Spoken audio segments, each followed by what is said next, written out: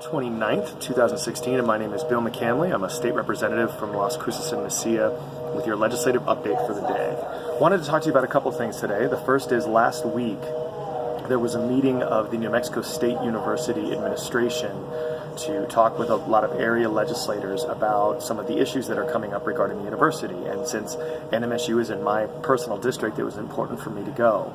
The most important thing I think that they brought up was their budget situation. As many of you know, state universities get between 30 and 40% of their funding from the state, and since oil and gas prices have gone down, and we cut taxes on wealthy individuals and corporations 10 years ago, that means that there's less money at the state to be able to help out with universities. And so they're looking at different ways of cutting departments, cutting faculty, cutting staff positions without having to try to fire too many people. They've already fired about 30 people, and they've not hired 88 other positions. And so their real request to us was to try to say, okay, hey, look, can we at least keep the levels where they're at now and not do further cuts?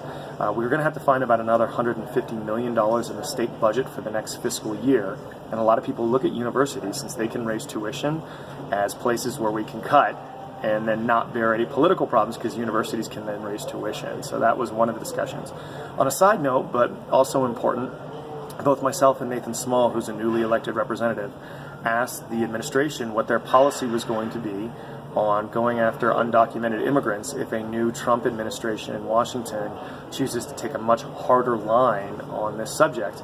And the reply from the president and the provost was that New Mexico State is an international university, is proud of being an international university, and they're not going to do any of the Joe Arpaio things from Phoenix where they ask people for their papers every time they stop them for anything. And that's especially important since New Mexico State has actually recently invited a lot of students from Mexico, from Juarez and Chihuahua, up to NMSU and allowed them to pay in-state prices.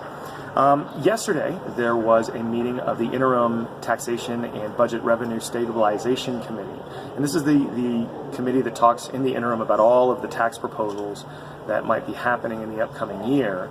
And there were a couple of things that came out. First, there was a state-by-state report about a lot of the elections that had gone on around the country regarding taxes. And so marijuana laws generally did very well. In 4 out of the 5 states they were on the ballot for social use of cannabis, they passed, with Arizona being the lone exception. However, a lot of other efforts to raise different taxes in different ways really failed. A lot of times it's really tough because people, they don't want to pay high taxes, but then they want services from the government. So sometimes it's on us to be able to make those decisions because we see, what those government services are needed for every day. There was a millionaire's tax passed in California where they said that, people that make over, I don't know if it was millionaires, but a couple $100,000 a year were going to pay a much higher tax, and that did receive approval.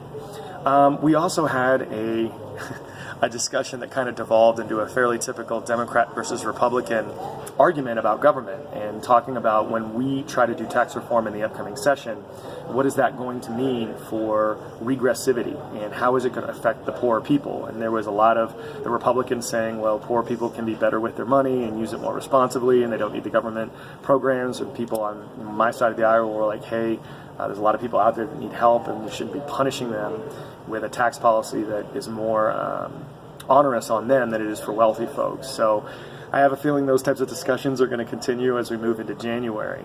I am actually going to be going to Scotland, Ireland, England, and Iceland for the next 2 weeks. So I'm probably not going to be in contact, but I'll have Facebook. So if you have questions, comments, or concerns on these or any other issues, I would love to hear from you. And so I will say goodbye. Deanne will also say goodbye. And I'll see you in a couple weeks. Thanks, everyone. I hope you have a wonderful day.